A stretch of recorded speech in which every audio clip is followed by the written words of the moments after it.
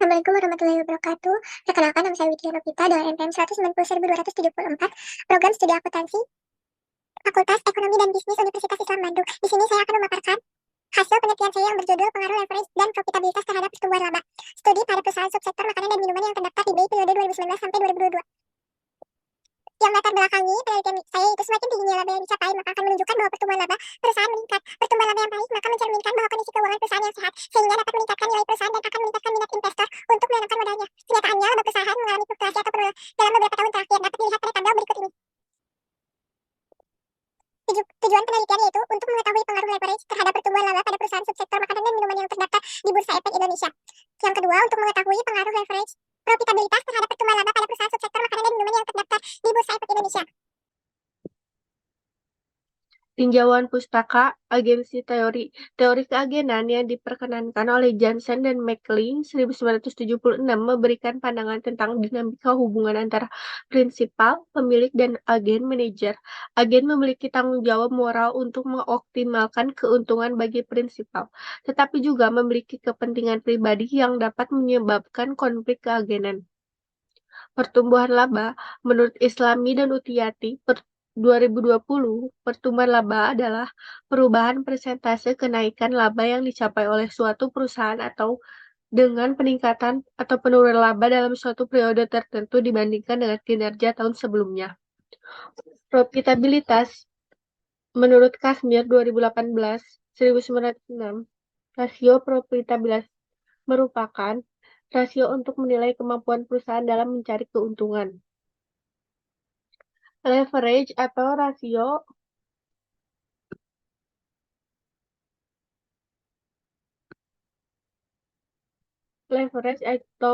yang digunakan untuk mengukur sejauh mana aktiva perusahaan dibiayai dengan utang.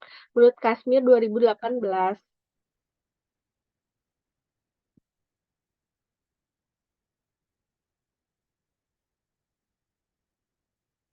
Selanjutnya, kerangka pemikiran.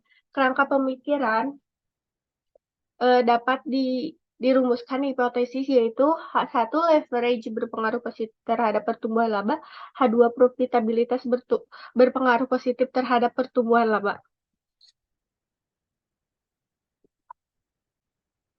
Metode penelitian yaitu yang pertama objek penelitian. Objek penelitian dalam penelitian ini adalah leverage, profitabilitas, dan pertumbuhan laba. Metode penelitian yang digunakan dalam penelitian ini adalah metode penelitian deskriptif verifikatif melalui pendekatan kuantitatif. Sumber dan teknik pengumpulan data. Sumber data yang digunakan dalam penelitian ini adalah data sekunder. Teknik pengumpulan data yang digunakan dalam penelitian ini adalah dokumentasi.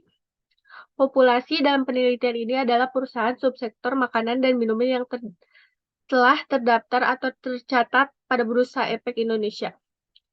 Teknik sampel yang digunakan dalam penelitian ini adalah purpose sampling, di mana sampel yang digunakan adalah 18 perusahaan dan pada 4 tahun. Berdasarkan hasil uji F didapat bahwa hasil uji F menunjukkan nilai F hitung sebesar 3,41 dengan signifikasi sebesar 0,038 kurang dari 0,05 yang berarti H0 ditolak dan dapat disimpulkan bahwa debt to asset ratio dan return on asset secara simultan berpengaruh secara signifikan terhadap pertumbuhan laba. Hasil uji T menunjukkan bahwa nilai signifikansi pada variabel X1 sebesar 0,554. Hal tersebut menunjukkan bahwa nilai signifikansi 0,54 kurang dari lebih dari 0,05 maka H0 diterima dan HA ditolak. Hal tersebut menunjukkan bahwa leverage yang diukur dengan NAR tidak berpengaruh positif secara signifikan terhadap pertumbuhan laba pada perusahaan subsektor makanan dan minuman. Nilai signifikansi pada variabel X2 sebesar 0,011. Hal tersebut menunjukkan bahwa nilai signifikansi 0,01 kurang dari 0,05 maka H0 ditolak dan HA diterima. Hal tersebut menunjukkan bahwa profitabilitas yang diukur dengan ROA berpengaruh positif secara signifikan terhadap pertumbuhan laba pada perusahaan subsektor makanan dan minuman.